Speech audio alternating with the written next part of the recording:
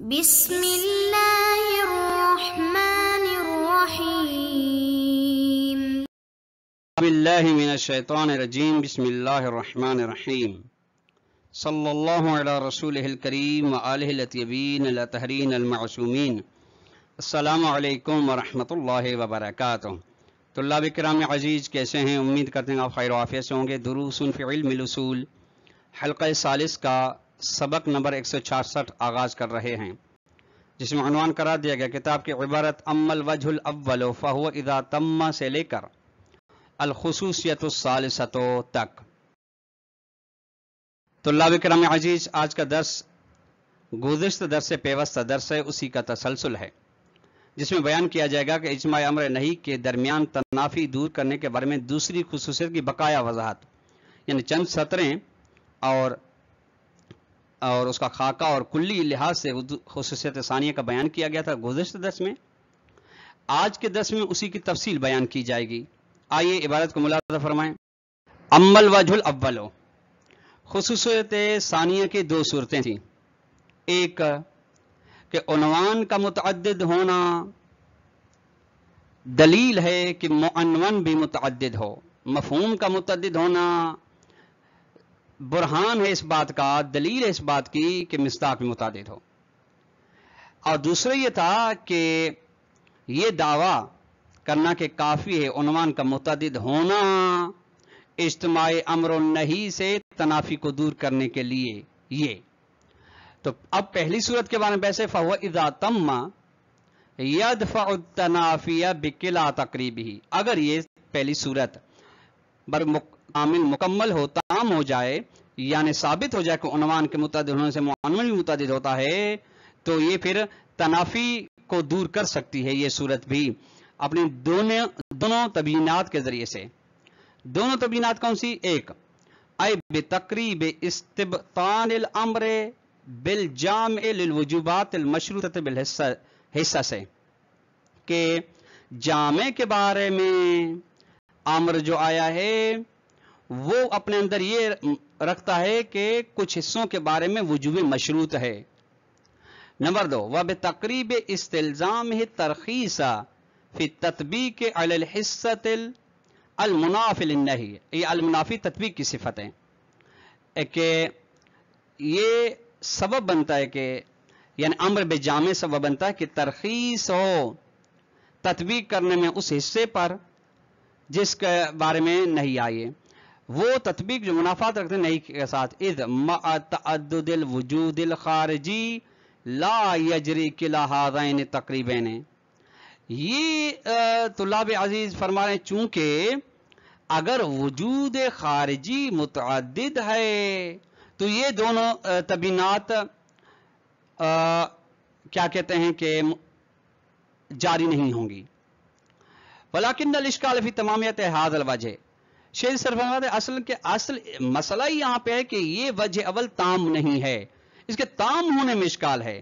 یعنی یہ ثابت نہیں ہو رہا کہ عنوان کے متعدد ہونے سے معنون بھی متعدد ہوتا ہے۔ اذ لا برہان، چونکہ کوئی دلیل نہیں ہے اس بات پر کہ علی ان مجرد تعدد العنوان، کہ عنوان کے متعدد ہونے کا فقط یکشف کشف کرتا اور ظاہر کرتا ان تعدد المعنون من خارج، کہ خارج میں بھی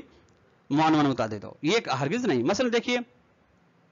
آپ کے پاس کاتب، شاعر، عالم، خطیب، یہ عنوانات ہیں، ٹھیک ہے، یہ متعدد ہیں۔ اب لازمی ہے کہ ایک ہی یہ زید خطیب بھی ہو، عالم بھی ہو، شاعر بھی ہو، کاتب بھی ہو، عنوان تو متعدد نہیں ہوا، یعنی یہ لازمہ نہیں بنتا کہ عنوان متعدد ہیں تو معنون متعدد ہو خارج میں۔ ہاں یعنی ایک ہاں عرضی، اگر عرضی ہے عنوان تو پھر بالکل تعدد سبب بن سکتا ہے۔ لأن بالامکان انتزاع عنوان من موجود خارجین، چونکہ ایک جس مثال آپ کو دیا کہ زید سے عالم بھی آپ انتزاع کر سکتے ہیں، عنوان لے سکتے ہیں، کاتب بھی، شاعر بھی، خطیب وغیرہ بھی۔ نعم اذا ثبت ان العنوان ماہیت حقیقیت للشیء، اگر یہ ثابت ہوتا ہے کہ عنوان ایک ماہیت حقیقی ہے کسی چیز کی، ماہیت عرضیہ نہیں ہے، تو تمثل حقیقت و نوعیت ہو، پھر ہاں اس کی حقیقت نوعیہ بھی تمثل پیدا کرے گی. فمن واضح، جب ایسے ہے تو پھر واضح ہو جائے گا کہ ان تعددہ، عنوان کا متعدد ہونا، یسابق تعدد شیء خارجا. ہاں پھر چونکہ حقیقت نوعیہ تمثل کرے گی جب عنوان جو کہ حقیقت ماہیہ ہے تب متعدد ہوگا تو حتماً اس کی نوع بھی متعدد ہو جائے گی. لہٰذا عنوان کا متعدد ہونا برابر ہو جائے کہ عنوان بھی متعدد ہو. شیء خارجی جس کا عنوان ہے وہ بھی متعدد ہو جائے. اذ چونکہ لا يمکن ان یکون للشیء الخارجی الواحد ماہیتان نوعیتان، جو ممکن ہی نہیں ایک شے حقیقی خارجی ہو اس کے دو ماہیتیں ہوں، ماہیت نوعی. ٹھیک. ولیکن لیس کل عنوان یشکل ماہیت نوعیت لمعنونه، چونکہ لیکن ہر عنوان ایسا نہیں ہے کہ تشکیل دے ماہیت نوعی کو اپنے عنوان کے لیے، بلکہ کثیر ما یکون من العناوین الارضیۃ المنتظرہ، بلکہ کچھ ایسے عناوین بھی ہیں، بہت سارے ایسے عناوین ہیں جو عرضی ہیں جن کو یعنی واقع خارجی سے انتزاع کیا جاتا ہے. وَأَمَّا الْوَجْهُ الثَّانِي، فرض کریں یہ انتظار ہے نماز ہے، جس طرح یہ نماز ہے. اب نماز یہ عنوان عرضی ہے جو آپ خارج سے افعال مکلفین سے اس کو آپ استنباط کریں، مگر اس کی حقیقت خارجہ موجود نہیں ہے، جبکہ انسان کے ہاں حقیقت خارجہ موجود ہے. وَأَمَّا الْوَجْهُ الثَّانِي، دوسری صورت کے معنون کا متعدد ہونا کافی ہے کہ اجتماعی امر و نہی سے تنافی دور کی جا سکے. فحاصل، اس کا خلاصہ یہ کہ ان الاحکام انما تتعلق بالعناوین والصور الذہنیت، کہ احکام الہی کا تعلق عناوین اور صورت ذہنیہ کے ساتھ ہوتا ہے، لا بالوجود الخارجی مباشرۃ، بدون واسطہ ڈائریکٹ وجود خارجی کے ساتھ تعلق نہیں ہوتا. یعنی جو ذہن میں ہے اس کے لیے امر ہوتا ہے کہ آپ اس کو انجام دیں، انجام خارج میں دیں، لیکن امر جو احکام آتے ہیں وہ صورت ذہنی کے لیے آتے ہیں، یعنی بلا واسطہ خارجی کے لیے ہوتے ہیں، با واسطہ خارجی کے لیے ہوتے ہیں، بلا واسطہ صورت ذہنی کے لیے. فَإِذَا كَانَ الْعُنْوَانُ فِي أُفُقِ الذِّهْنِ مُتَعَدِّدًا، اب اگر عنوان ذہن کے سطح میں ایک سے زیادہ ہے تو کفا ذالک فی عدم تنافی، یہ کافی ہے کہ پھر تنافی نہیں رکھیں گے، یعنی تنافی کو دور کرنے کے لیے یہ کافی ہے، پھر تنافی نہیں ہوگی اجتماعی امر و نہی کے درمیان میں. فَإِنْ قِيلَ، یہ ایک قسم کا اشکال ہے. اگر یہ اشکال کیا جائے کہ ان العناوین فی الذہن، ذہن میں جو عناوین موجود ہیں، انما یعرض لها الامر والنہی، اس کے لیے فرق کیا آیا ہے کہ صلی لا تصلی یا وغیرہ، بما ہی مرآۃ للخارج، عناوین ذہن میں جن کے بارے میں امر نہیں آیا ہے، یہ عناوین اس لحاظ سے کہ آئینہ ہے خارج کا، یعنی ذات عناوین کے لیے نہیں آیا یہ امر نہیں، بلکہ اس لیے کہ وہ خارج کے لیے آئینہ ہیں، یہ فقط بطور ذریعہ ہے، مگر حقیقت میں خارج کے لیے ہے. وہذا یعنی اس کا مطلب یہ کہ استقرار الحکم فی النہایت الوجود الخارجی فی توسط المعنون، اس کا مطلب یہ ہے کہ حقیقت میں وجود خارجی کے لیے حکم برقرار ہے، نہ کہ وجود، اور آثار حکم کے جو ہیں وہ وجود خارجی کے لحاظ ہوں گے، وجود ذہنی کے لحاظ سے اس کے کوئی آثار نہیں ہوں گے. والوجود خارجی واحد، وجود خارجی ایک ہی ہے. جب وجود خارجی ہے کہ فلا يمكن ان يثبت امر ونهي علیہ، ایک ہی وجود پہ آپ امر بھی ثابت کریں نہیں بھی ثابت کریں یہ ممکن نہیں ہے. ولو بتوسط عنوان، اگرچہ دو عناوین کے ذریعے سے ثابت کریں یہ نہیں ہو سکتا، یہ محال ہے، یہ تنافی باقی ہے. تو فرماتے کان الجواب علی ذلک، اس قیل کا جواب یہ کہ ان ملاحظۃ العنوان فی الذہن مرآۃ للخارج عند جعل الحکم علیہ، کہ جب عنوان کو ملاحظہ کیا جا رہا ہے ذہن میں کہ یہ عنوان آئینہ ہے خارج کے لیے، جب عنوان کے اوپر حکم لگایا جا رہا ہے، یعنی آئینہ مطلب کیا، یعنی حکم تو عنوان پہ لگایا جائے لیکن حقیقت میں اس خارج کے لیے ہے جس خارج کو اس عنوان کے آئینے سے دیکھا جا رہا ہے، یہ ملاحظہ کرنا لا، یعنی یہ مراد نہیں کہ ان الحکم یسری الخارج حقیقتاً، کہ حکم حقیقتاً سرایت کر کے جا رہا ہو خارج کی جانب. یعنی دیکھیے صلی میں جو صلی نماز کی جو صورت ہے ذہنی اس کے لیے ہے، وگرنہ پہلے سے تو موجود نہیں ہے خارج میں تاکہ اس کے بارے میں حکم دیا جائے.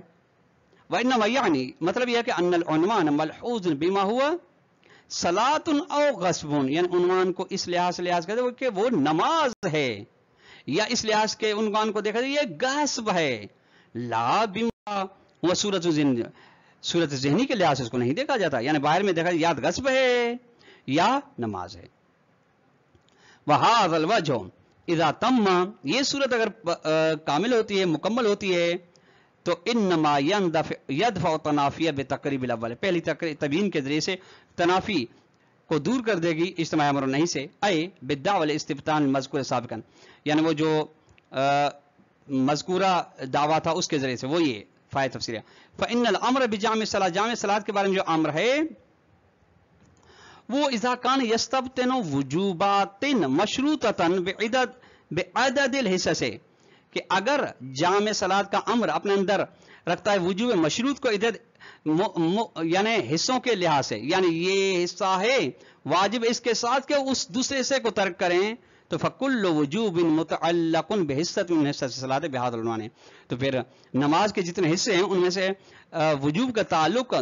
नमाज के एक हिस्से के साथ होगा इस ईमान के लिहाज से, ला बिमा बिहा, न के नमाज बिमा ही नमाज के लिहाज से, बिमा इस लिहाज के ही हिस्सा तुम हिस्सा से गस्ब है, यानी न इस लिहाज के नमाज वो गस्ब हो जो बस। फला तनाफी बैनल वुजूबातिल मशरूतते व नही बाद इफ्तराज तअद्दुदिल उन्वान, बस वुजूब मशरूत के दरमियान में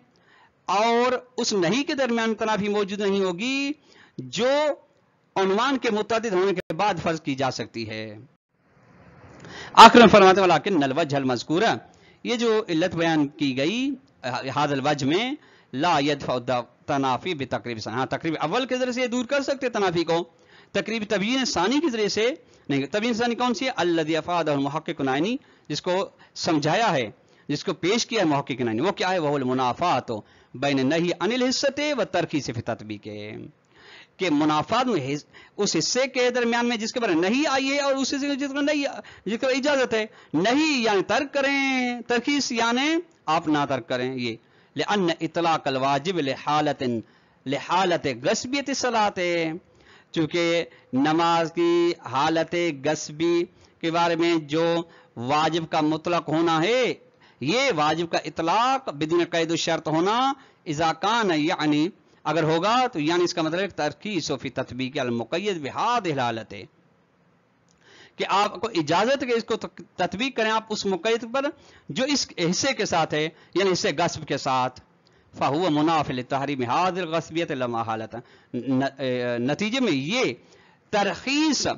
मुनाफात रखेगी उस हुर्मत गस्बियत के साथ यकीनन, चूँकि हुर्मत गस्बियत